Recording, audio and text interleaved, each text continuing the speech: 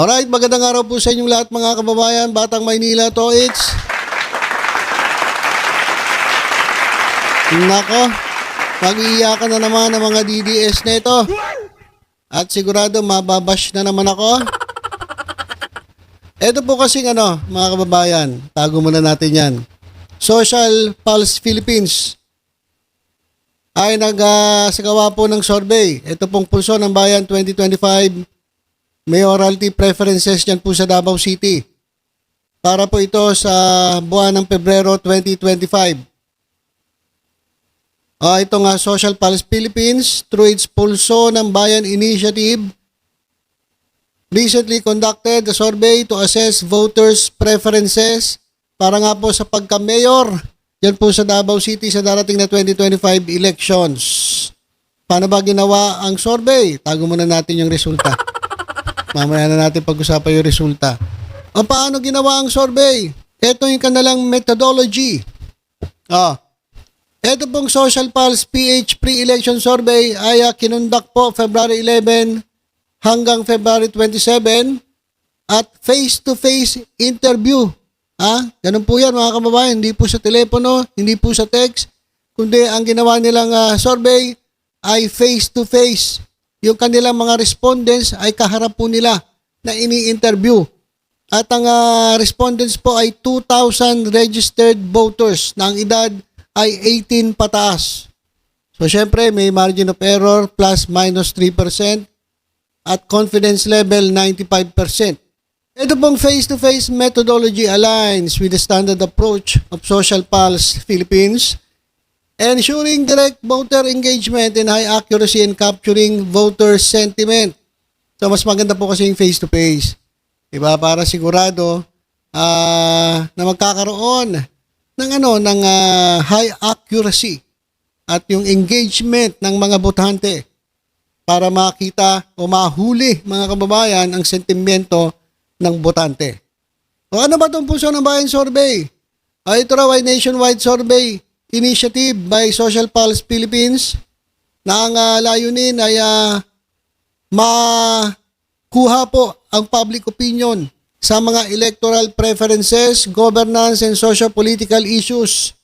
Recognized for its methodical approach, the survey provides reliable, data-driven insights into voter sentiments leading up to the 2025 election. So, itong survey daw na ito ay reliable at data-driven.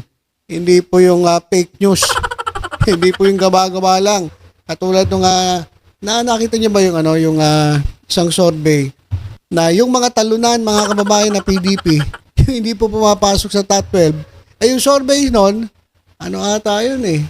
Ano ba yun? May yun eh, parang may light yun eh. Light, dark light ata yun. Dark light survey ba yun? Doon sa kanilang survey, yung mga talunan ang pumapasok sa top 12.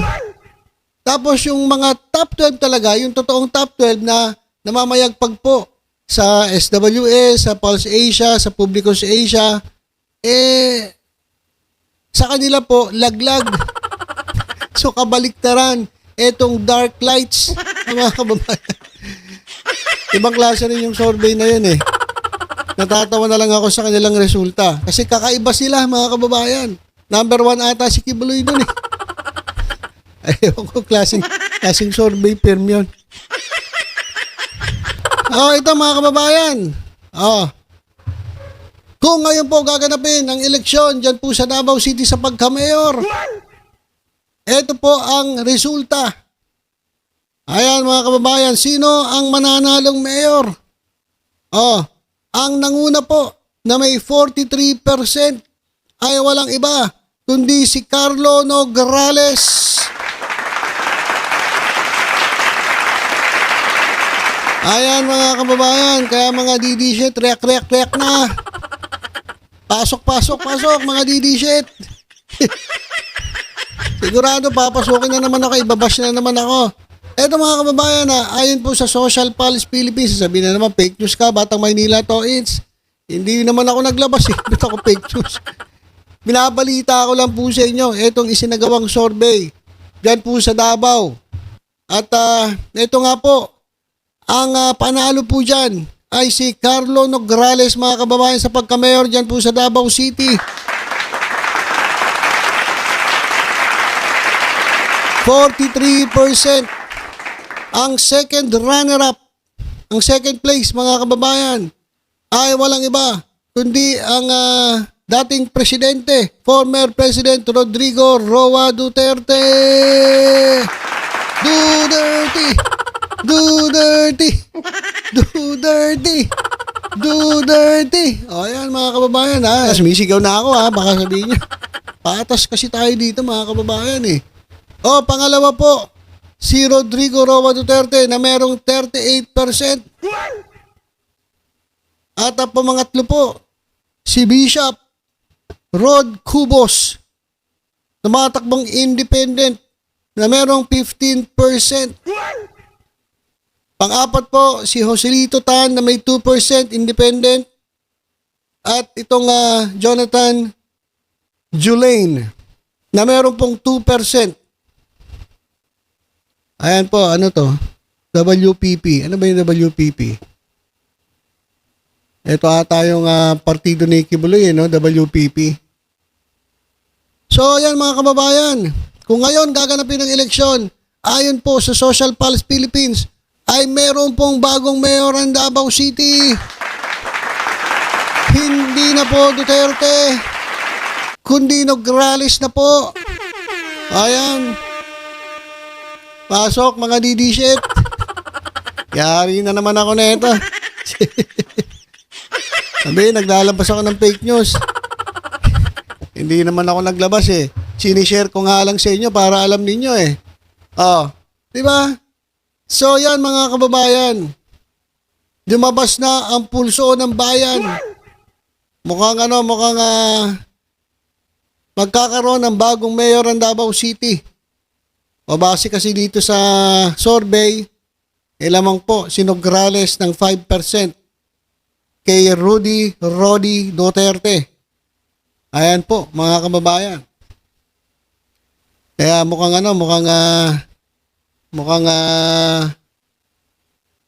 gusto na ng mga Davaoenyo ng pagbabago. Matagal-tagal na rin po silang nasa ilalim ng pamumuno ng mga Duterte. Actually, nagpapalit-palitan na lang ang mga Duterte. Eh ngayon, medyo tagilid kayo ngayon mga Dutertes. Ayan, at dito sa survey ay nangunguna si Carlo Nograles. Patay kayo ngayon. Sigurado, ibabash itong Social Pulse Philippines, itong mga DDS, at sasabihin nila na fake news ang survey na ito. Ito naman linaw-linaw naman, pinaliwanag naman sa inyo kung paano to ginawa. Itong survey nito, hindi katulad ng ibang survey, bigla na lang susulpot, hindi man lang nagpapakilala, hindi man lang pinapakita paano ginawa yung survey, basta sinasabi nila si Kibuloy ang number 1. Nakakatawa lang po yung ganong klaseng survey. Yung dark side survey. Ano ba namang survey yun? So ayan mga kababayan. Nako, sigurado iyakan na naman ng mga DDS ito. Ay, Banat Bay, ano masasabi mo rito? Ano masasabi nyo rito mga kababayan natin dyan sa Davao? Ito na ba ang simula ng pagbabago? Ayan mga kababayan. So ito ay nagpapatunay lang na hindi po ganon kasigurado na mananalo si Duterte dyan po sa Davao. At sa survey na ganito, medyo sa tingin ko, kakabahan na sila. At medyo kikilos-kilos kasi balita ko ngayon mga kababayan, umiikot po sila sa Davao. Dati hindi naman sila umiikot. Kasi siguradong mananalo sila. Ngayon talagang iikot. Hindi lang sila iikot, pati puwet nila iikot. Dahil nga may mga lumalabas sa survey tulad dito na ang panalo po ay ang kalaban ng mga Duterte na mga Nograles. Sa pagkamayor lang po mga kababayan wala pa pong survey para po sa congressman. Kasi magkalaban din po ang isang Nograles, si Mix Nograles at si Paulo Pulong Duterte. Yan po sa pagka-kongresista. Yan po sa kanilang distrito, Yan po sa Davao City.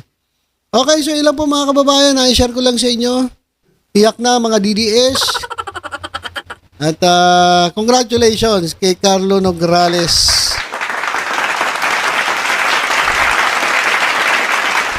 Mukhang merong mangyayaring pagbabago dyan po sa Davao sa darating na May 2025 midterm elections.